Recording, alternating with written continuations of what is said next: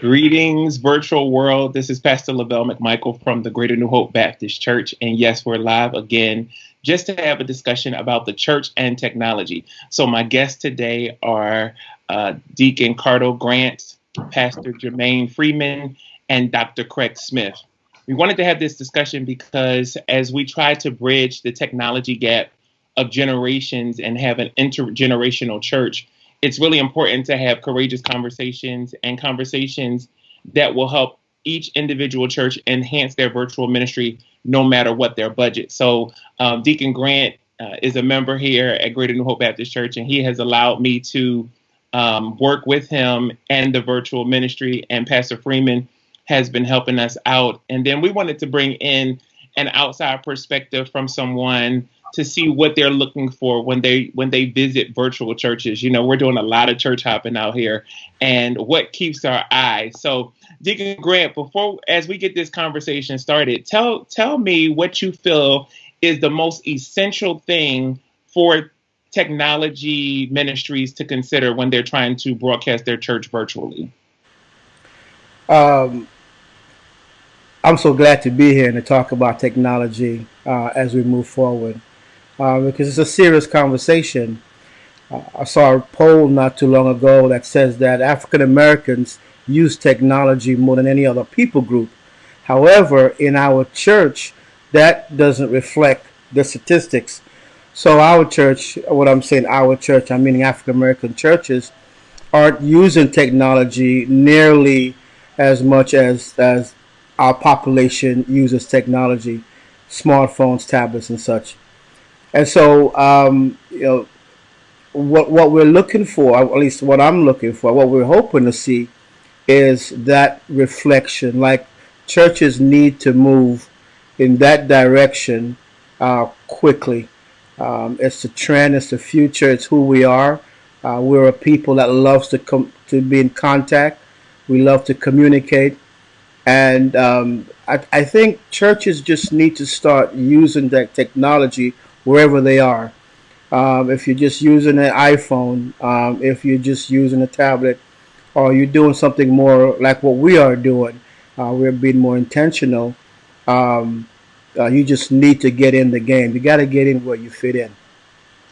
Awesome. Pastor Freeman, jump in this conversation and encourage churches and talk to us about technology in the church. Yeah, I think it's very, very key. I think one of the things, even piggybacking off what Deacon Grant was saying, as it relates to the church and technology, I think what we're looking at is, you asked what was probably the most important thing. Still think the most important thing is the gospel, right? But I think the approach that we take has to change as it relates to online versus in our physical churches. It's a different environment, right? It's a different environment. You have different things that are going on, and you have to really deal with the whole attention span thing, right? So, in a church service, people, normally they'll sit, in a service that's 2 or 3 hours long. But when you're online virtually, now you are competing with all of these other things that are going on. Like you said, Pastor Michael, people have been church hopping, right? We use it as a funny term, but in reality, we have been. I know me myself, some of my pastoral friends, right? Some of my pastoral friends or what have you that I can't go visit on Sunday mornings. I've been going and checking them out, and so it gives you the opportunity to see other ministries or what have you.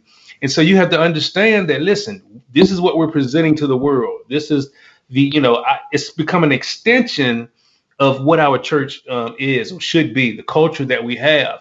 You should extend that to your online service as well, so people can see, hey, this is really what they're about. These are the things that they stand for. If you have that loving environment in person, that should be reflected in your virtual services as well. And so I think it's vitally important. you know, I say now that, this is the new norm. There's no such thing as going back to what we knew. This is the new norm. And so churches have to learn to really adapt and move forward in that or what have you. So, yeah. Wow. I just sent Pastor Freeman and Deacon Grant a text message because my computer said connection lost, and I came back in right on time. So you'll see it in just a second because I'm like, I can't hear anything. Mm. Dr. Smith, when you're church hopping, what are you looking for? What keeps your eye in terms of the services that you're watching? To the previous gentleman's point, keep it short, sweet, and to the point. True. So you guys see, I work for Montgomery County Community College, and a huge portion of our student population are non-traditional learners. So we all had to adopt this virtual mode of instruction, this virtual world quickly, right? And figuring out a way to really empower our students to feel comfortable in the space. I liken that to the actual church experience as well. So TD Jakes has done it best. I have been church hopping, but Jakes is short, sweet, to the point. His setting is good. Things are done in decency and in order. If there are church announcements, you don't have sister such and such popping in from her living room, or from the kitchen with the kids in the background, or the cat jumping behind her head. But there's a virtual montage or PowerPoint slide with the church announcement. So just making sure that we're getting to the word as quick as possible. So I know he has praise and worship, and you have about 6 people there, and they're social distancing, but it's a live situation, right? So you get your music, you get you revved up for the word, you get your little 1 minute of the announcements done virtually, and then the next person, Jake's come up, he does his thing, it concludes with him encouraging you to give virtually, and you keep it moving. So everything is kept within a 45-minute time frame, so it doesn't feel like you're in competition with a lot of distractions in the home front, and that it's just all stretched out. So definitely the word, a move of the spirit, get me going with a good music ministry. But I'm seeing a lot of churches are doing this piecemeal piece, so they're playing old praise and worship experiences from previous services, and then the pastor pop. It's just real disjointed and disconnected, and it's not a seamless flow. And so that's a good point. And one of the things I appreciate about our ministry is, and we've done some of those things that maybe that you just talked about, it's definitely important that you have seamless flows. And that's the good part about having a technology ministry. But unfortunately, we don't have those big budgets like those churches. And so we have to be able to work with what we have. So I want to say to those pastors who don't have that big budget, I want to say to those churches who don't have the ability to have all of those things that a Bishop Gates has, that no matter what you have to get online. You have to eliminate those distractions and give the best that you have, but always work to improve it. And to Deacon Grant's point, I want to go back to him. As a people, we use technology the most, but the church is often very distant in terms of accepting it. Deacon Grant, how can we encourage churches to tap into this as a resource and become greater as a result of this opportunity, and not necessarily look at it as a bad thing? Mm-hmm. That's a beautiful question. I think one of the things happened to us is there was some bad theology, to be honest with you, in the early part of the Facebook phase. I remember clearly, a lot of pastors in our community was so against Facebook, so against technology, and it was from the devil. And that has resonated throughout our community to the point where now it's hard for us to backtrack and take that back and to say, well, it's good. So I think that's the problem that we have to figure out how to properly address. Like, how do we take that back? How do we go back and say, look, this is good technology. It reaches over 1 billion people every single day. Yeah, and it's free, and it's accessible. It's got all the things that you need to, like, Pastor Freeman said, spread the good news, spread the gospel. So I just think we have to figure out a way as a community to take that back. Right. You have to start there. Pastor McMichael, again, and I'm likening this to where we are in higher education, right? And really figuring it out quickly, how we get people bought into our new normal. There's no getting around the fact that you have to adopt it. It's either you adopt where we are and you make the necessary adjustments, or your church goes by the wayside, Yeah. because you still need the monies to come in to operate, and people are not just going to be given and they're not receiving anything. So Right. I'm looking down at my tithes come out automatically, but these last few situations, just I'm like, well, what am I giving into?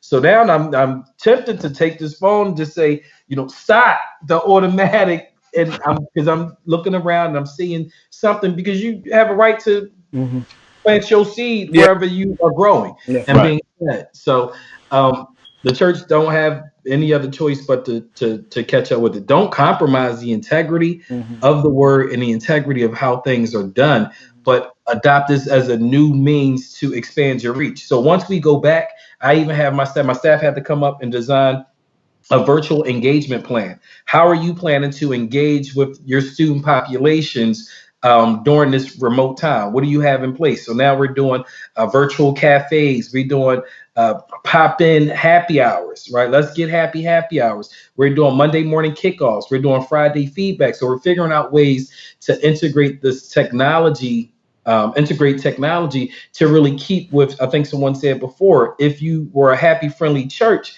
happy and friendly still needs to find its way. It has to come across in your platforms. So how are we doing that? So are we doing outside of us being on this technology means, or this face-to-face virtual world, whatever we're calling it?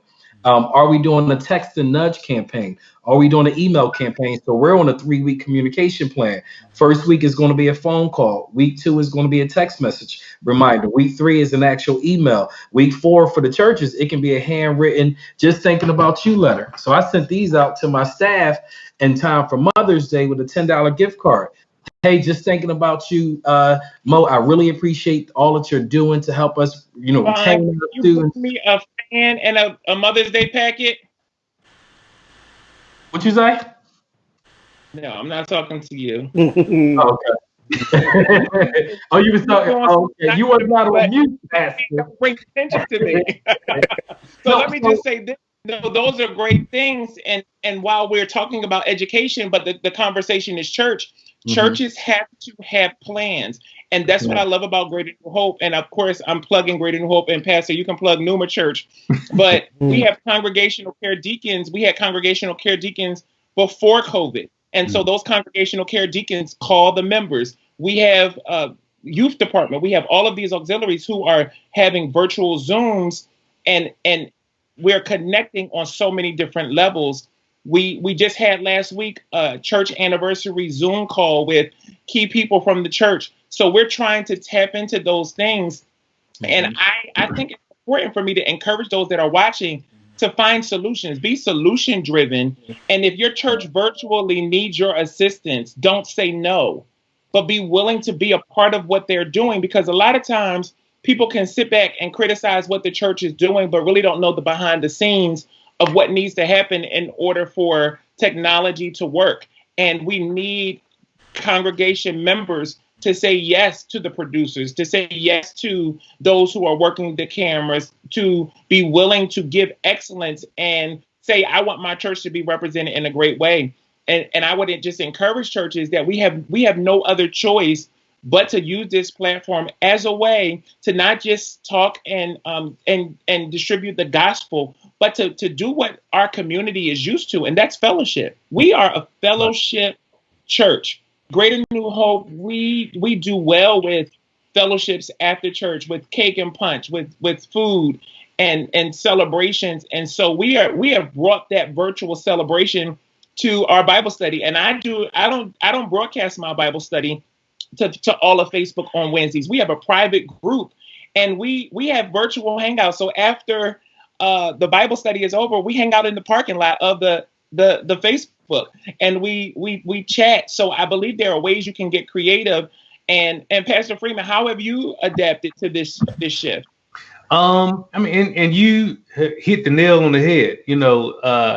It's really about engaging and really to be honest with you, I think the churches that are suffering now are the churches that didn't have those things in place before COVID.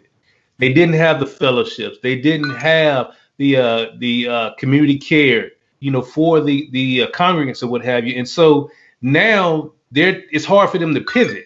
You know what I mean? It's hard for them to move forward. It's really a simple process. It's like, okay, what we have going on now in our physical church, how do we just move that online?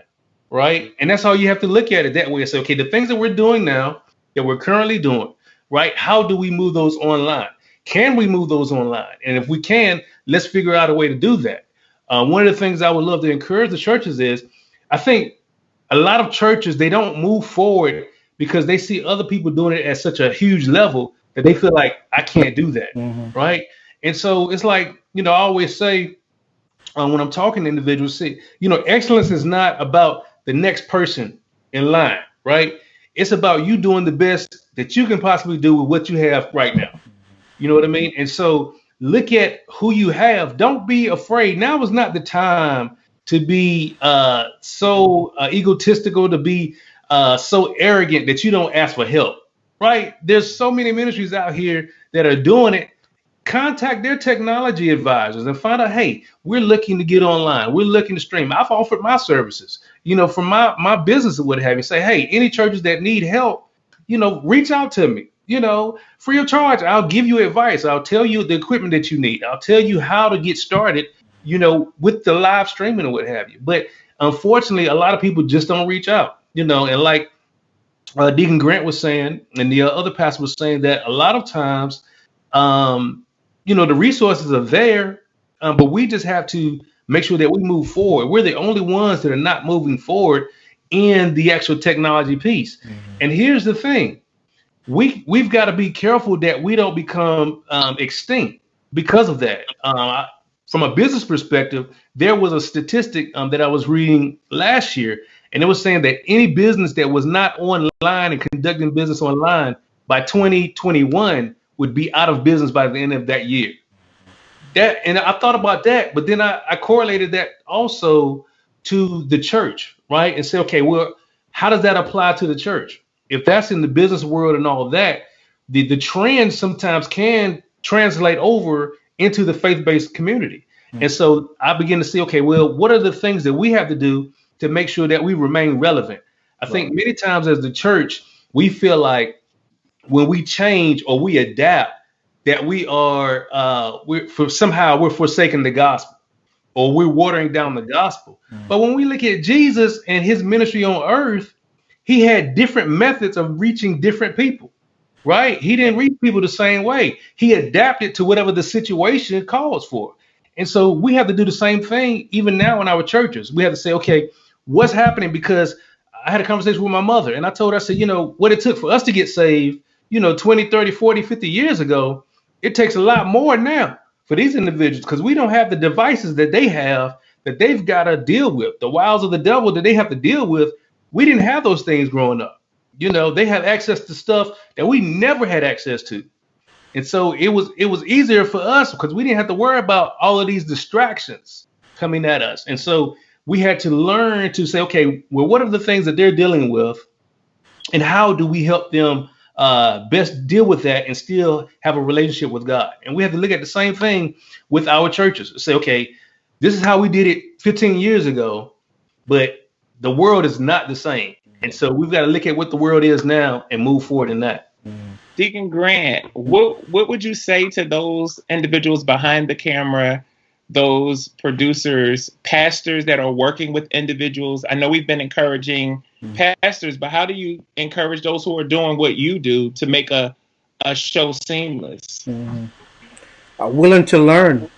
And we all get frustrated, but you have to overcome that. I mean, like you saw earlier, technology sometimes don't behave the way we want it to, and you have to be flexible. You have to, I guess, you have to learn to pivot very quickly, to try to troubleshoot.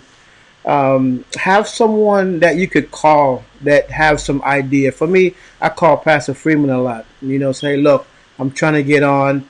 How do you do it? So have someone who you trust who will, answer your phone calls, because you won't know everything, you know, Right. especially if the media are just part of the technology is new to your congregation. You won't. The learning curve is going to be quite a bit. So you have to like I said, find someone who you could call and would explain things to you, help you, and try to stay motivated. Mhm. So let me just say this, and I'm going to go to Dr. Smith in a minute. Those of you that are watching, because we have a good number of you watching via Facebook, please like this post. Please share this post with your church. Please share this post with somebody you know needs to be encouraged about virtual ministry. We want to make sure that we're having relevant discussions so that we can encourage churches, but not only churches, but those of us who are dealing with technology issues and just shifting from into a virtual world, I would say. So please like this post, please share this post. And if you have any questions over in Facebook land, please feel free to ask us any questions. We have some very skilled panelists that are technology savvy that know. I called and said, hey, do I need to get a microphone? And Deacon Grant said, no, just open the door in whatever room you're in. There are certain tips that they give me.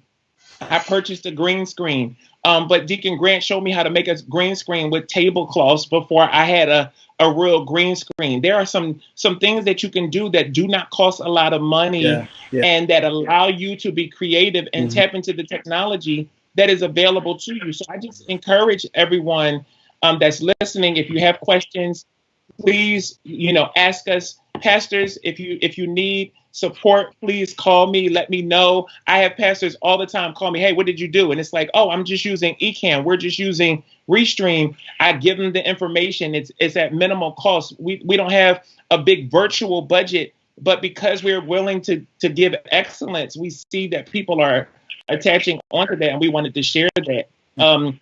What is a turnoff when you're watching virtual uh, ministry of Deacon Grant and Pastor Freeman and then Dr. Smith? So I'll go Grant, Freeman, Smith. What's Oh, a turnoff? the turnoff for me. Real quick, Pastor, we got a question here too. So whenever you get a chance, Oh, go ahead. Let's do the question. Let's get their question and then come back to mine. okay. All right. Tracy Grant asks, do you think that the younger generation like the virtual service better than actually going to church? Well, we got a lot coming in, so let's deal with that one, and then we've got Okay. And so my question Cynthia Quick, and then is, answer Tracy their again. questions. Huh? I said let's answer all of their questions first. Mine were just to keep us going. Okay. So I'll let y'all tackle that. I've been talking a lot. So what do y'all think? Are young people liking this better? I believe that it just depends on the culture that you've created at your church. You know what I mean? At the previous church that we were at, our young people loved coming to church because they get to interact with their friends. And, we had a separate children's church. So children's church was exciting, and it kept them motivated. And what we found was the kids were pushing the parents to come to church. And so we were able to even witness or use that as a witnessing tool, because the kids were so excited about church. So the parents that didn't come to church, they were like, okay, what? I need to go find out what's going on because my kids are so excited about this ministry or what have you. And so I believe it really depends on the culture that you've created when they've been there at the church. Mm-hmm. So. Wow, that's good. Anybody else want to tackle that? I still got to tell my kids to come watch church. I think they're turned off because they got to help me get ready. So it's like I need the light, I need this. So by the time church Right. starts, they're like, "Nah, man, I'm It's good. the work aspect. Yeah, it's the work aspect. Dad is preaching. Let me get to a room somewhere and go do something else." So I think for those that are behind the scenes, it's like, but I do know that my kids love hanging out with their youth leaders and the other youth from the church, Right. and don't want me around for that. So I find, I was sitting in the room and LJ was on like a Zoom call with the youth department, and he's like, "Could you leave?" And I'm like, okay.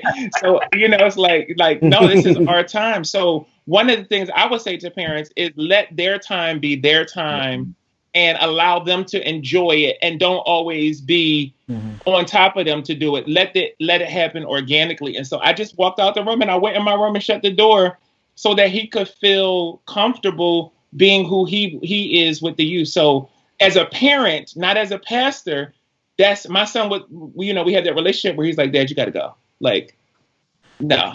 So that's my 2 cents on the part. Yeah.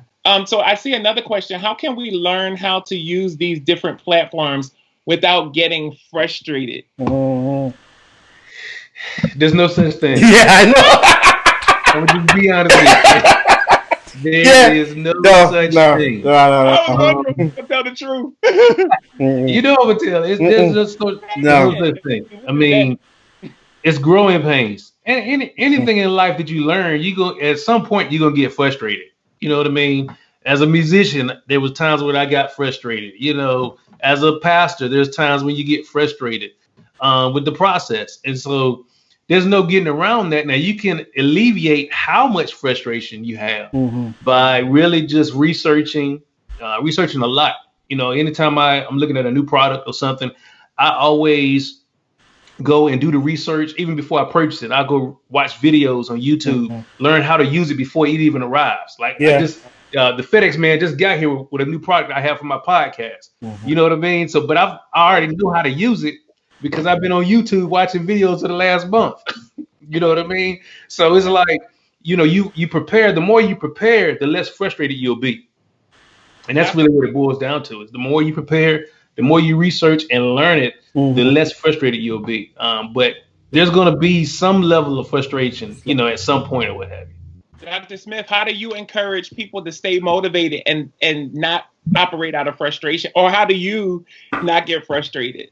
No, it's just proper planning prevents piss poor performance. So Truly. It's something new, you have to learn it. The good thing is we have YouTube, and you can look up everything and learn anything on YouTube. Yeah. So, I mean, again, outside of, I'm challenging everyone to see the good in the COVID situation. Some of us are being paid to pretty much innovate, to go back to things God gave us years ago that we did nothing with. Now we have to set aside time to hyper focus on just that, right? So if you don't know it, you're frustrated with learning it. YouTube, everything's on YouTube. Everything. Google. Listen, I Google everything. YouTube is a video. They walking you through. It's like 50 million people walking you through 25 million ways to do the same exact thing. So from a 30-minute video to a 2-minute video. To a 2-minute video. Everything's on YouTube. Me and Deacon Grant and Pastor Freeman, we had a production call on Monday, and we just brainstormed. And I'm like, what's something creative to do? And I just Googled special days in the month of May, and every day is something special going on. Now, I was actually invited to a drive-in church service.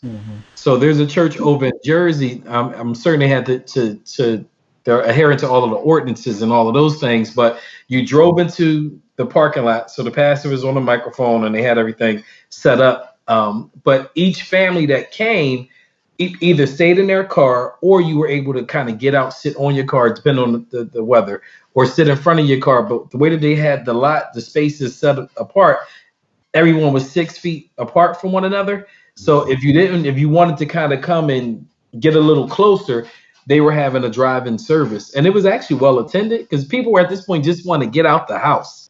So I'm torn with that.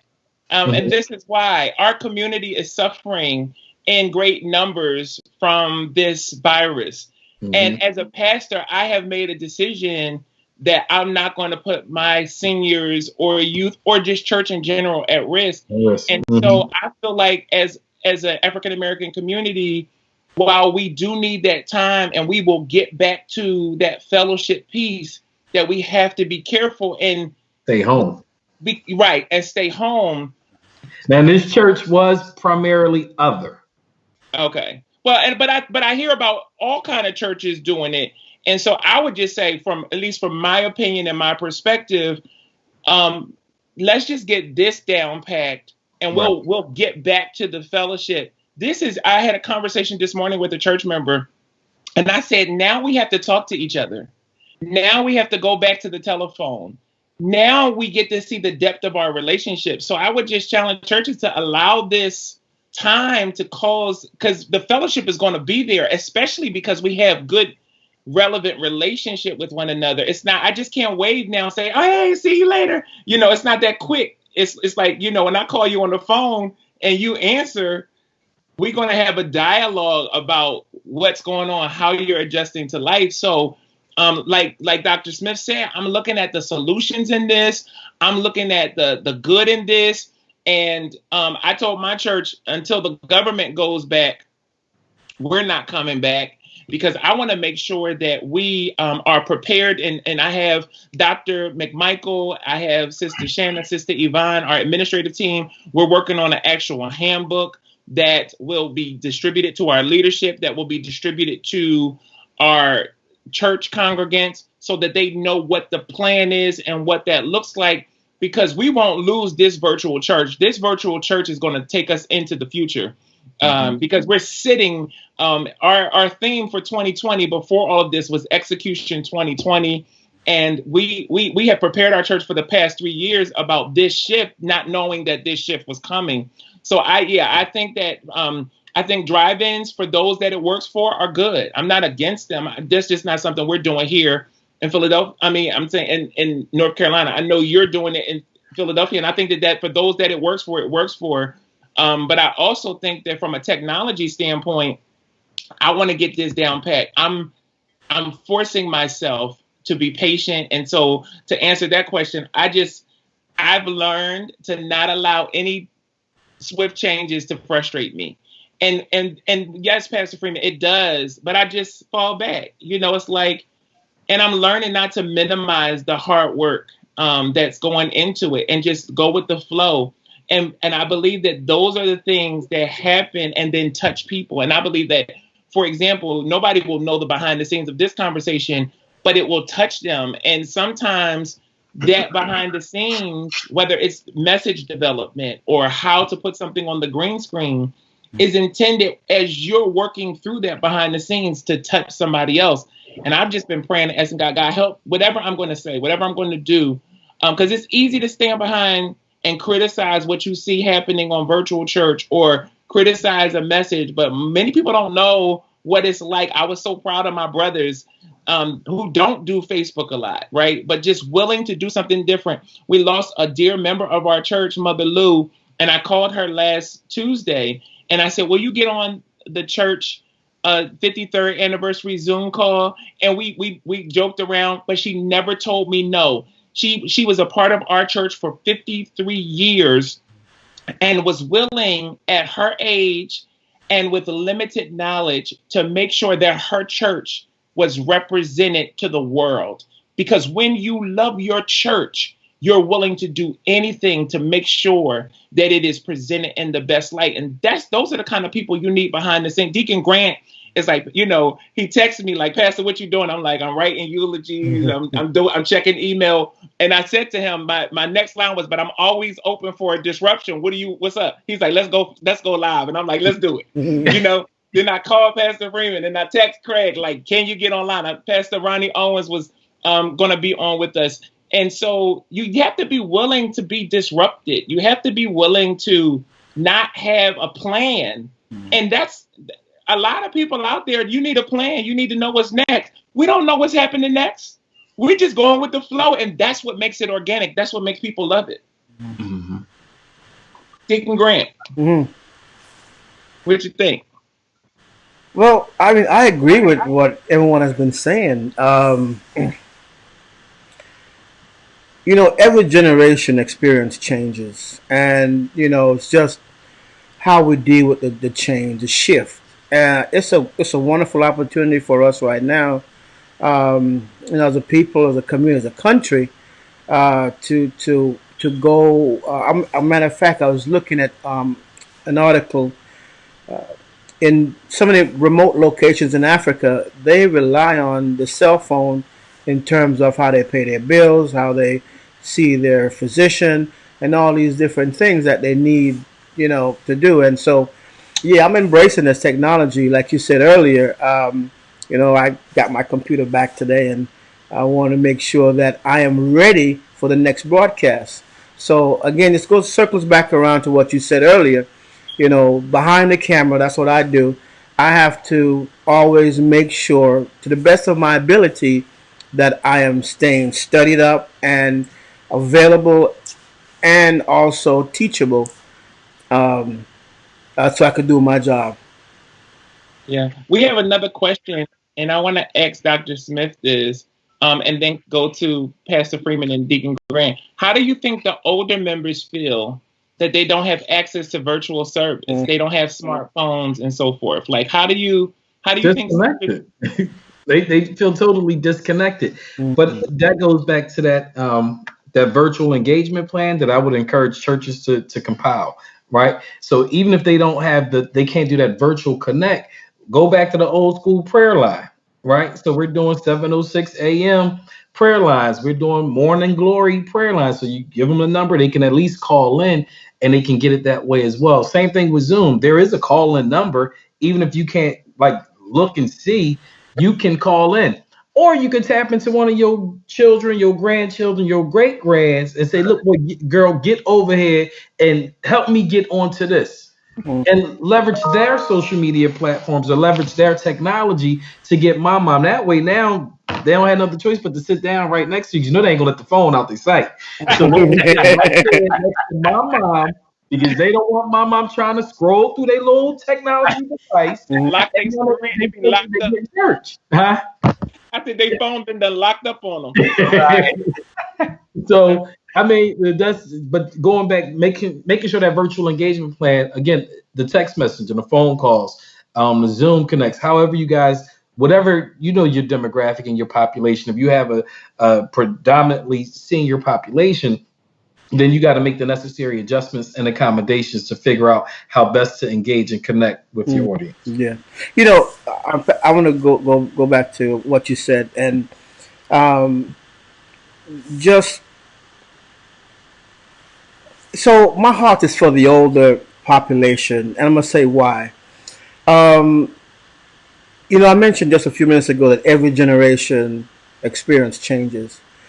However, this technology, to be honest, changes very quickly. So, like, I just upgrade to like Wi-Fi 6. I mean, I'm always constantly upgrading. There's always something for me to learn, something new, and you have to be like your mind just have to be like very fresh. I would assume for you to learn this technology, and for the older folks, it's overwhelming.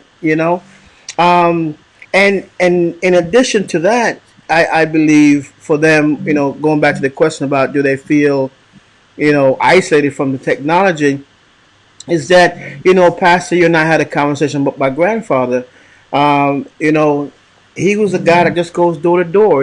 His technology would allow him to do stuff differently, but he was comfortable doing it that way. He's familiar with that, and he just felt like that's he has an opportunity to have some face to face contact.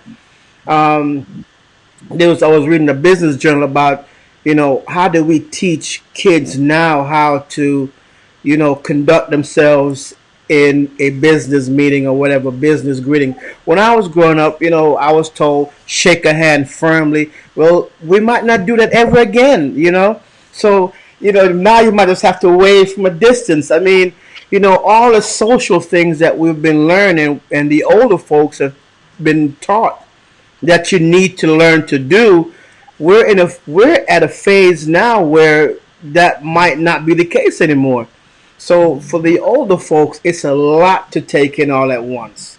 And so, That is so true. yeah. So to the questions like how do we like usher them in is something I'm always curious to discuss. How do we usher them in given that backstory? Right. And I think one of the, Do that. Dr. Smith is working virtually, and so we're going to let him go, Mm-hmm. and we're going to complete this discussion. But Dr. Smith, thank you so much Thank you guys for having me. Just for coming to let us know what to look for, what to expect, and your perspective was just well received. So thank you so much again for joining us. All right. Thanks, you guys. Be blessed. All right.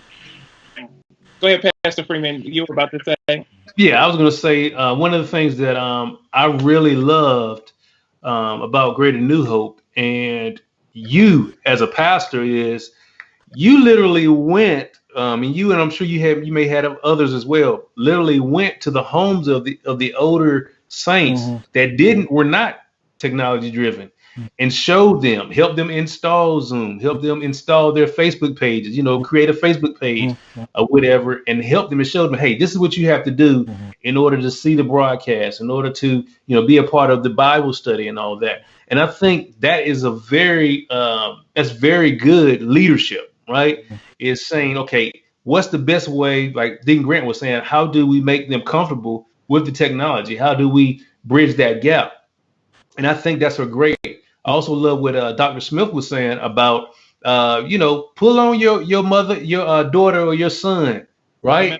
And bring them in and say, hey, even if they don't teach you how to use it, you say, hey, I need for you to be here every week at 7:00 and every Sunday morning, right? At 10:45, and we're gonna watch it on your laptop or we're gonna watch it on your phone. So now you're accomplishing two things, right? Now you got them involved in the services, and you also get the view as well. So you just learn to be strategic about it. But I think it's vitally important, like Dr. Smith was saying, to go back to those things. Like we still do the conference call line. So they can call in and still get the word, still, experience the actual services and things. And you want to do that because there will still be a segment of individuals, especially if your demographic is a lot older in your ministry, that just will not get on technology. They just will not make that shift. They're like, look, I don't want to do it. I got an uncle who was a very educated uncle. He used to own several businesses in New York. And to this day, he's got a flip phone. He will not. He said he does not want. He doesn't want a smartphone. He's got a flip phone to this day. So that's part of the territory. I was talking to one of the members' brothers from our church. He actually lives in D.C. or Baltimore, somewhere like that. And she's here, and she's not technology savvy. And what he's been doing is he's been calling her on the phone. And they've been listening to the services from his Facebook on the phone. And we are very big here at Greater New Hope about making sure that everyone has a way to connect with us. Right. And that means you have to make those personal phone calls. That means you may have to do a drive-by. I've driven by and just handed people the books that we're learning from. So we make sure that we have the telephone line, we have Zoom, we have Facebook. And we're trying to standardize it so that it's an easier way for, before I got technology savvy, I had my phone, a laptop, and another phone on all three means. Now I'm learning how to do it from one device and get everybody plugged in. But that takes patience. That takes everybody in the church participating. That, like, if you're listening, if you're watching, if you're a part of the church and you get a message, if you get a text message, pass it on to 10 people. Don't just put it on the church or the pastor or those who are in the technology ministry to get the word out to the church. Everybody is a part of the virtual church. And so if you get a message, make sure that as many people as you know and fellowship with get the same message. If you know the number, give them the number. If you know the website, give them the website. If you have the material, if you're stopping by the church to get the material, make sure you take it to them. And that's what we're doing here at Greater New Hope. People will come by to pick up their communion and then drop off communion to other people that's in their neighborhood. People will come by here and get their Sunday school book and then drop off Sunday school books to other people that are in their neighborhood. And we have to work together. Work with your pastor, work with your technology team, work with your producers, and everybody. This is a time where we need everybody to participate. If it's a commercial, send it in. If it's a scripture, send it in. Learn how to landscape. Y'all know how big I am. You gotta landscape your stuff. When you're doing stuff on television or for technology, you gotta hold your phone this way so that you fill the screen. It'll make it easier on the producers, because when they try to manipulate your video, it messes up. It distorts you. It doesn't give for good presentation. You have to clean off your lens. These are things that we have to do so that, I mean, those are things that don't cost you anything. Right. Right. You know, turn on the light, open up the blind, you know, open up the doors for sound purposes. These are tips that we're giving to people because we want to make sure that as we're producing your material, that we produce it in the best light. Because we can only work with what you send. And so I just encourage those members, those and you know, first of all, since I have the floor, thank you. I say it behind the scenes, but I want to say it to the thousands of viewers that we have, that Deacon Grant, Pastor Freeman, I appreciate you both. Deacon Grant, when this first was birthed and started, we were determined, and you were patient, and you know, I'm the kind of person that's like, tell me what to do. And I'm trying to do it this way. And he's like, Pastor, just say today is Communion Sunday. I'm like, so I've been struggling for a whole minute trying to figure out. He's like, just say today is Communion Sunday. And I said, that's it. And I was done. So it's like, we need to be willing to take direction from somebody behind the scenes. And then when you're seeing things that can be improved, you know, think about it ahead of time, so that way we can give that feedback. We're in the process of instituting a production call, so that as people have ideas, they can give them to us ahead of time, because it's hard to make those changes, and we're about to go live on the air. It's hard to make adjustments. So I just would encourage all of those that are there. Is there another question in the chat? You know, I don't have a teleprompter, so does anybody see another question? Somebody had asked about how do you make a background signs? Is that Pastor Michael Woods? I think that's one of my fellow and really, you do that. There's several ways you can do it. A free program that you can use is Canva.com. And so if you have access to a designer, I would suggest, you know, finding somebody that can design graphics and have them create your graphics, you know, for your lower thirds, have them create a welcome screen, maybe your weekly announcements or what have you. And so that way, this is a good plug for you, Mr. Free. Right. Yeah. Hey, hire me. I hire you. Yeah. He's good. He's good.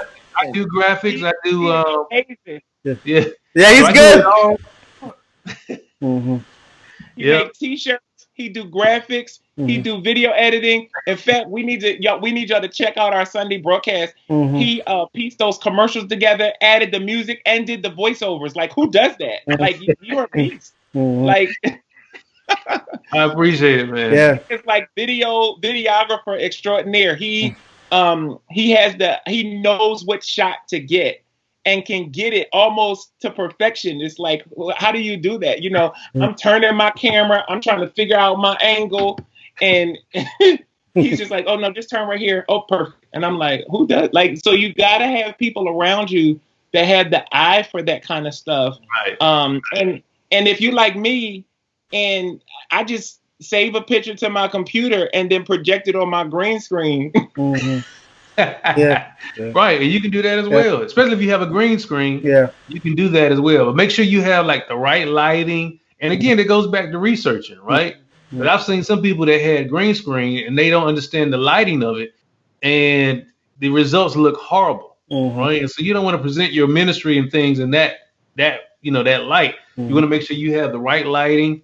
You know, make sure that the room that you're recording in, like you said, make sure it's clean. Make sure you got your background is right. It's really all about excellence, you know. And sometimes you just don't have that eye. You know, like even when we were doing the recordings at the church, you know, we were bringing Sister Tyra in to decorate and stuff, right? You know, because she's got that female eye. And most females they have a nice decorative eye or what have you. And so it's just a matter of understanding or finding out the resources that you have around you and using those to your advantage, especially in this time.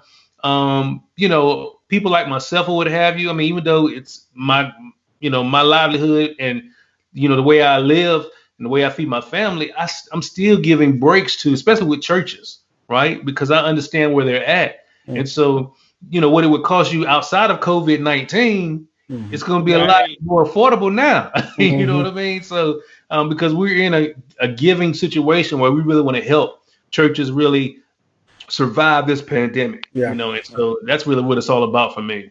You know, I see Pastor. a millennial say I like virtual service better. I'm all about online ministry. So thank you for that honesty, Mhm. and that helps pastors to know like to keep this going. So we want your interest virtually. So that's good to know. This is a question that is not on here, but I have to ask this question. Were you about to say something, Deacon Grant? Yes, I want to go back to what Pastor Freeman said. So I always tell people that so there is your way and the right way. When Pastor Freeman talks about lighting, we just sometimes don't understand lighting. I have a whole series of book upstairs just on lighting alone. You know, just on lighting all by itself.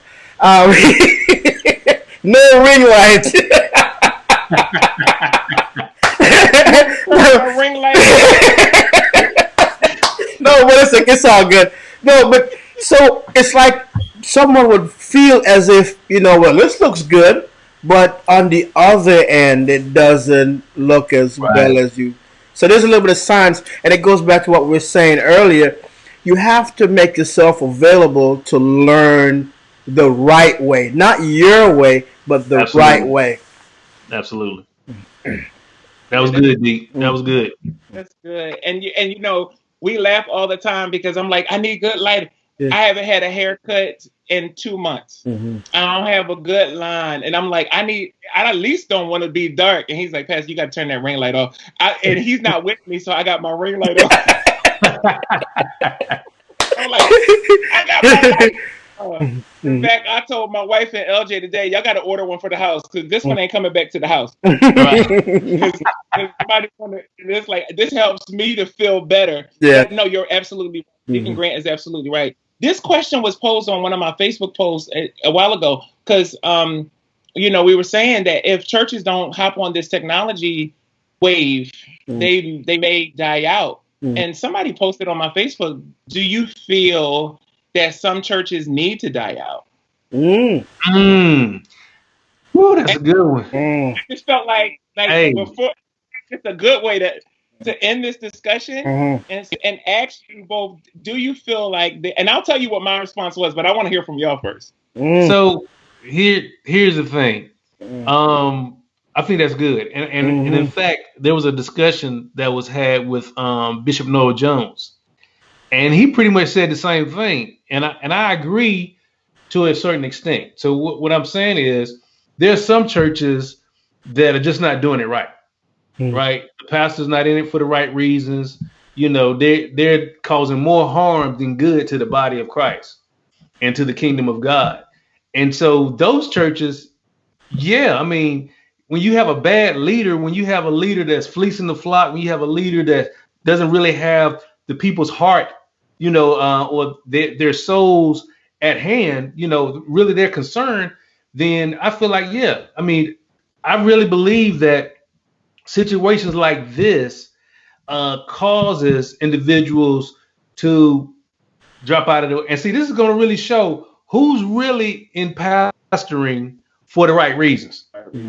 You see what I'm saying? Because when you go through this and you're building your ministry even through this, and you come out on the other side, you say, okay, yeah, he's a real pastor.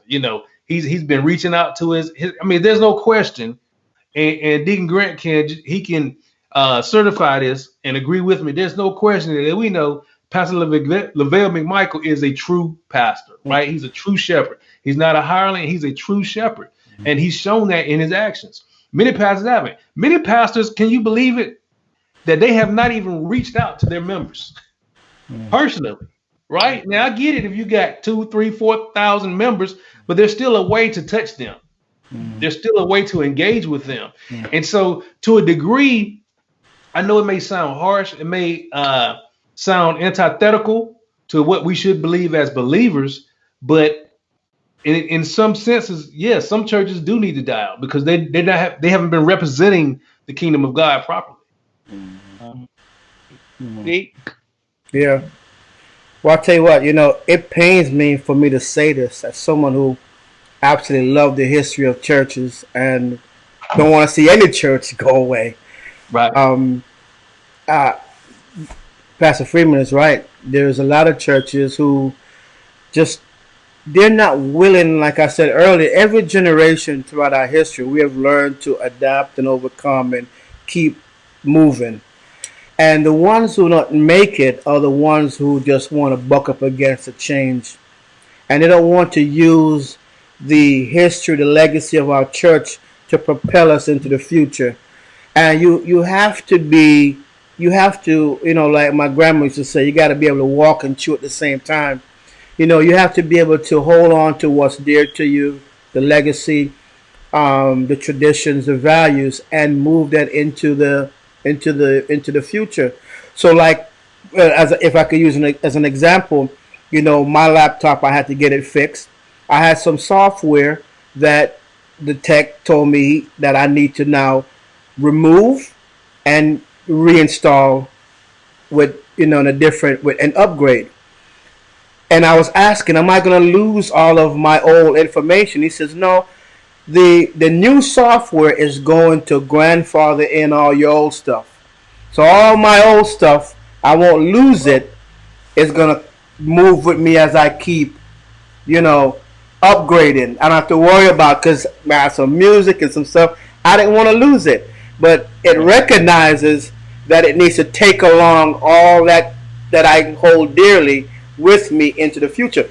I think the churches, the ones who have been thriving and surviving and doing well over the years, had that mentality to grandfather in the old stuff and move along with technology, keep our tradition going.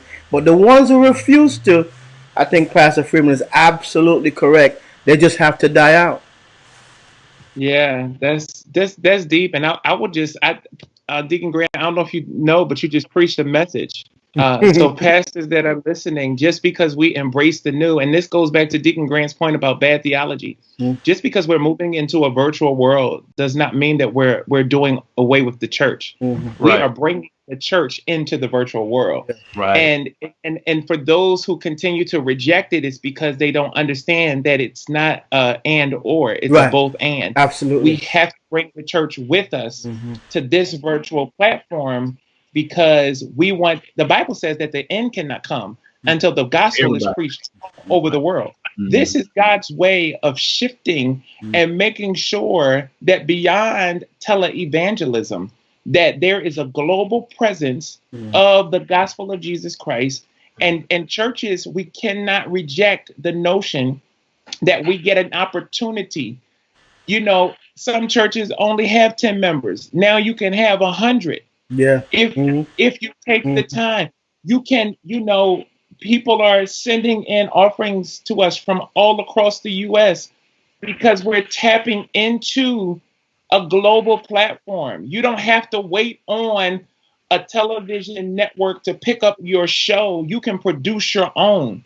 In fact, there are things that are not necessarily catered towards the Black church that we here are like creating a market for the Black church to have a platform on a median that we're not taking advantage of. For the people who, we spend money in clothing, we spend money for the latest gadgets, we spend money to be to keep up with the Joneses, but then we don't allow ourselves to embrace that which will allow us to really be the next best.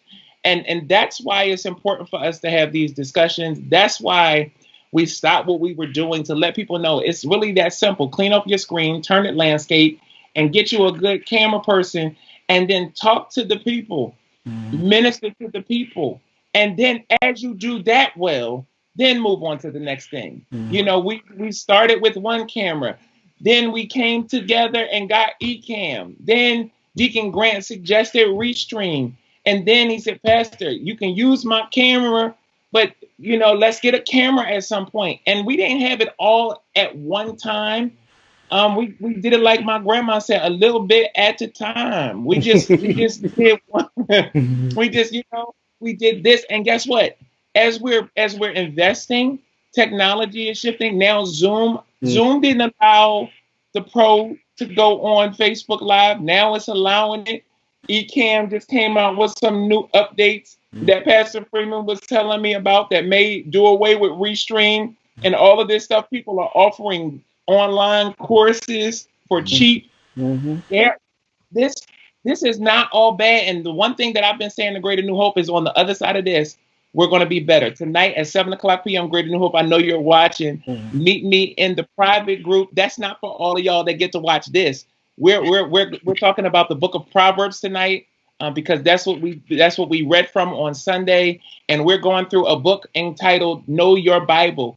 And as I'm preaching messages as we are going through the Bible, I am teaching our church how to know every book of the Bible and to understand its writer, its origin, its year, and how is that applicable to them today? Because at the end of COVID, we're going to be Bible scholars. At the end of COVID, we're going to be connected to our church virtually. We have people who are a part of our church that were sick and shut in. Did we forget about the sick and shut in? They were people that could not come to church before COVID-19 that now get to sit in church services via their phone, via Facebook or Zoom. And so I'm just grateful for this opportunity to come to Facebook Live and share with you our conversations. We have a lot of these conversations behind the scenes, but felt it was important to encourage you. If we have not answered your questions, we will definitely do so. We'll respond to you. Feel free to inbox me or our, I call them producers because that's what they do every week.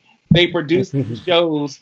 And I will say, for Greater New Hope, please go into the group chat. You'll get more information about how to live stream Mother Lou's funeral on Friday at 1:00 p.m. So you don't want to miss that.